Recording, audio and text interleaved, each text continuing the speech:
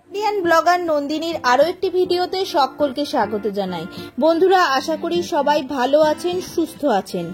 শ্রীহরি বিষ্ণুর অশেষ কৃপা পেতে কমেন্ট বক্সে অবশ্যই লিখুন জয় শ্রীকৃষ্ণ। এই পর্বের বিষয় হল 1430 বঙ্গাব্দে ইংরেজি 2024 সালে দোল পূর্ণিমা কবে। 2024 সালে প্রথম চন্দ্রগ্রহণ হতে চলেছে দোল পূর্ণিমার শুভ তিথিতে। আদৌ কি দোল পূর্ণিমার তিথিতে হোলির রং মাখা যাবে? জানবো। জানার আগে ইন্ডিয়ান ব্লগার নন্দিনী চ্যানেলটিকে সাবস্ক্রাইব করতে ভুলবেন না, বেল আইকনটি প্রেস করে দেবেন এবং লাইক কমেন্ট অবশ্যই করবেন।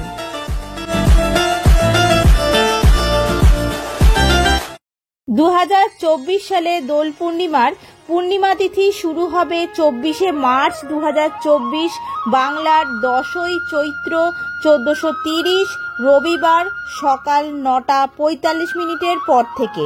দোল পূর্ণিমার পূর্ণিমা তিথি সমাপ্ত হবে 25শে মার্চ 2024 বাংলার 11ই চৈত্র 1430 সোমবার সকাল 11:50 সত্যনারায়ণের পূজার সময় থাকতে চলেছে 24শে মার্চ 2024 বাংলায় 10ই চৈত্র 1430 রবিবার সন্ধে 5:54 পর থেকে সন্ধে 7:12 মধ্যে।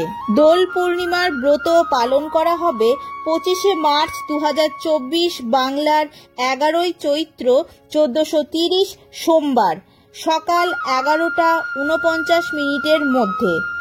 দোল পূর্ণিমা গোস্বামী মতে বসন্ত উৎসব, ফাল্গুনী পূর্ণিমা শ্রী শ্রীকৃষ্ণের দোলযাত্রা, হোলি উৎসব পালন করা হবে।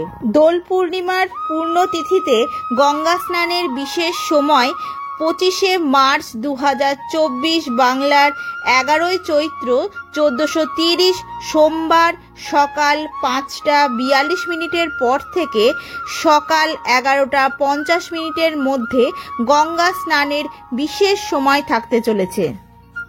2024 সালে দোল পূর্ণিমার এই শুভ তিথিতেই বছরের প্রথম চন্দ্রগ্রহণ হতে চলেছে।